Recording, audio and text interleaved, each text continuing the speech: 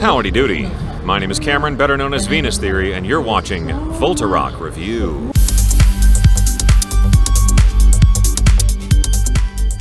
How did music find me? As a kid, I was always into banging on pots and pans and things like that, and I had a great-grandpa. He died well before I was around, but as a kid, my great-grandpa's records and his guitar were in the house, and I always thought that was the coolest thing. Like, my grandpa made a record, and that was a big thing of, like, I just want to do that, and I'm very, very hard-headed, and I just never accepted anything else other than doing that, basically. So it was just kind of this obsession, and then once I got into it, that was kind of the point of no return. I just like noise and stuff, and figuring out translating that to music, and then understanding that, cliche as it is, music is just that other language that we can all speak that you just can't do otherwise. The thing that stuck with me the most is that sound can carry a feeling or a mood or an idea in a way that nothing else really can, and that's just been the constant obsession for me.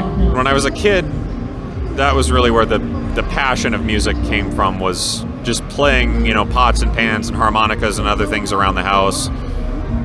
But I think the real connection moment for me was when I was maybe 12 or so. A friend of my dad's gave me a CD. It was Buckethead's album, Colma. And up to that point, I'd listened to, just stuff on the radio, Seether, Nirvana, that kind of stuff. Some of the heavier stuff, like Alice in Chains and things like that. And I liked that, growing up, I listened to a lot of like the Beatles and Black Sabbath, the things your parents listen to. And that's kind of your exposure to it. And that was the relationship with music, is I liked how it sounded, and I liked that songs made me feel a certain way. But when I got that album from Buckethead, it was the first time that I really felt like I was hearing the exact emotion that someone was trying to express through a piece of music, and that was that light bulb thing for me, where it was like, that's what I want to do. It's not about, the big, loud, aggressive thing. It's about communicating an idea. And especially Buckethead was like the first instrumental thing I had ever listened to. So up to that point, I was used to the lyrics and the delivery of the vocalist kind of guiding the emotional wavelength and journey of the story of the song and whatever. But hearing it purely done with music, and like, mostly purely with like a guitar, just blew my mind. And that was where the point where I was like obsessed with the idea of communicating feelings solely through sound. So yeah, it's neat stuff. My most memorable show, I was in a band years and years ago, and this was just the vocalist and I. We were playing kind of like a cover gig at this bar in Pekin, Illinois. It's kind of a ratty dive bar. It's not like a total hole in the wall, but it's not great. And it was one of those gigs, you play some songs, you're basically a human jukebox, whatever. We're in the middle of playing, I want to say it was Johnny Cash, Folsom Prison Blues. So I'm playing guitar and doing the vocals, and the other singer was doing backups and whatever. And this guy, I don't know, he had to be maybe mid-60s, like he was an older guy, and he had like the biker jacket, all that stuff. Walks up to this stage, and it's like a little tiny stage, it's this tiny bar. Has his beer and a cigarette hanging out of his mouth. He pulls out the cigarette and flicks it at me and throws his beer, and he just says, "You know what you did." I have never seen this man before in my life. This was like the first time we had ever... So I think this guy had me confused with someone else, but I don't know.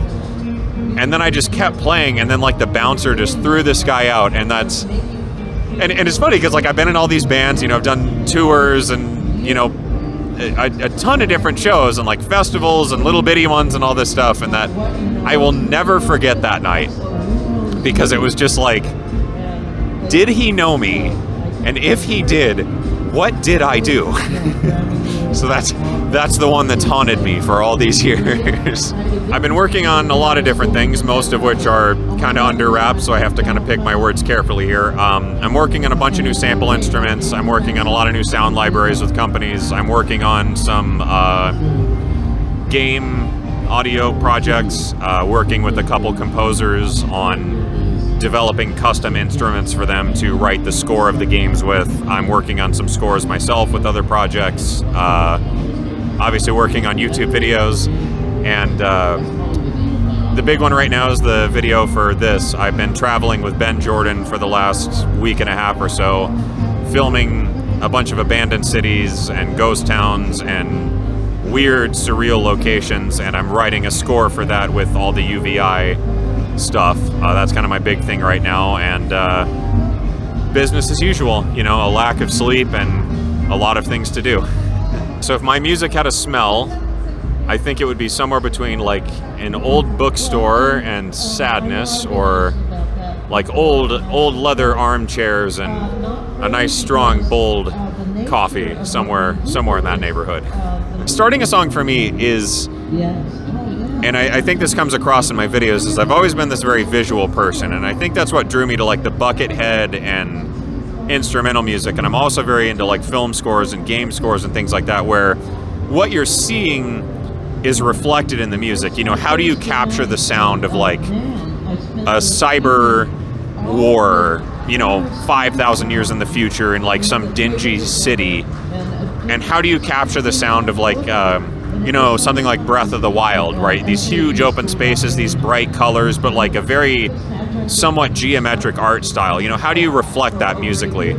So I think the thing for me that always inspires the music is like I see stuff in my head, like a painting, I guess is the best way I can describe it, and it's always like, how do I convey that, where it's like, you know, like what are the colors I'm seeing, and like where is it, and what is happening, what does this feel like, and why, you know, are there people there, and why are they there, and that kind of stuff. And it's kind of like trying to tell a story. So sometimes that comes out as like a rhythm.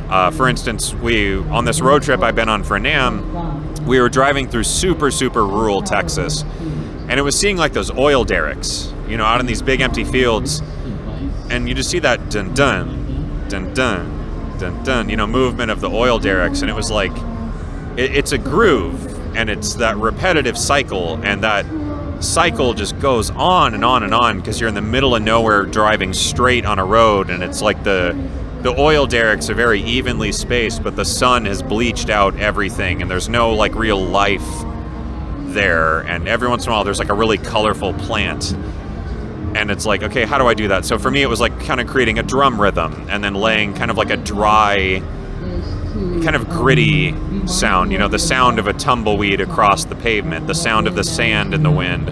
And other times, you know, it's like being in like a mall that's really empty, and you hear that like echo through the halls of like the music far away. So it's like kind of envisioning, like as a kid, you know, you go to the mall, or I guess if you're old and gray like me, as a kid you would go to the mall and it was busy, but as you grew up and became an adult, the mall died. And it's like, how do you express that empty corridor? So for me, it's kind of like a distant melody. It's very slow, but like slightly uncomfortable, you know? And that's kind of the thing for me, is it's a visual thing, but it's like, what is the first thing that stands out to me about that I can express?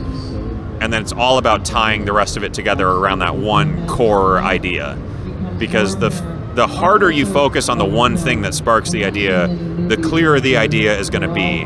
And doing the least amount you can to express that idea is what communicates it the most clearly. So I think it's like, find the mood, find the idea, find the first thing that expresses that, and don't stop until that world has been built out. Because I think that's what music is, right? It's painting time with sound. So that's, in my brain, I see that thing, that whatever, and how do I paint that over time? And that's why I've really liked like the AI art tools and things like that, because my dad is a phenomenal artist. I suck at drawing. So those AI tools really allow me to type in what I'm seeing in my head and get an instant visual reference for that. And that's been, yeah, everything for me lately of where a song comes from. Or just, you know, going out on little adventures and meeting interesting people and those things, and trying to express those moments, because I think that's where the best music comes from, because it's it's all about your own experience, and no one's ever going to be able to tell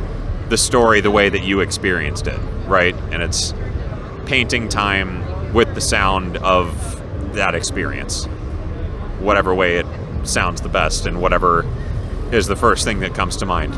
The thing I have wanted to sample the most, there is I can't remember where it's located, but there's a cave that someone has turned into I believe it's like a physical pipe organ or like a mallet instrument. I can't remember where it's at, but there's a huge cave system that someone turned into an instrument. I've heard videos of it and it sounds crazy. I would love to somehow turn that into something. I don't know what it would be, but I feel like that would be something really crazy. The biggest things I've been listening to is a lot of Ben Frost, again, the Rainbow Six Siege soundtrack, the soundtrack for the show Dark on Netflix. I've really been enjoying the Last of Us soundtrack. I've been really trying to find a Runroko for ages now because Ben Jordan is obsessed with it, and I couldn't find one, so now I've been listening to that, trying to convince myself to buy a Runroko.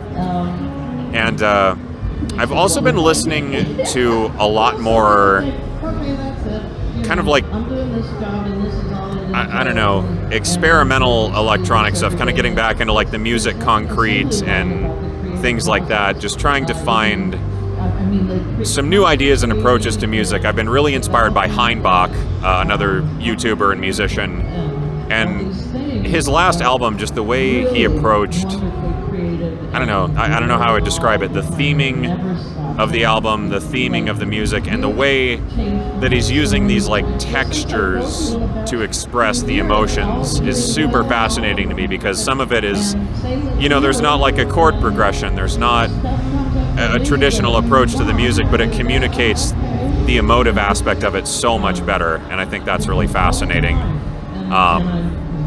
And yeah, I've also been listening to some of my own audio experiments, as conceited as that is, because I've been thinking lately a lot about how we think of music being kind of an experience, and I think a thing I'd love to do is try and push that into something new, like an album that is like a VR experience or something, where the way you interact with the environment creates the album, and every time it's slightly different, because I think the interesting thing I would love to explore is the idea that music has to be linear.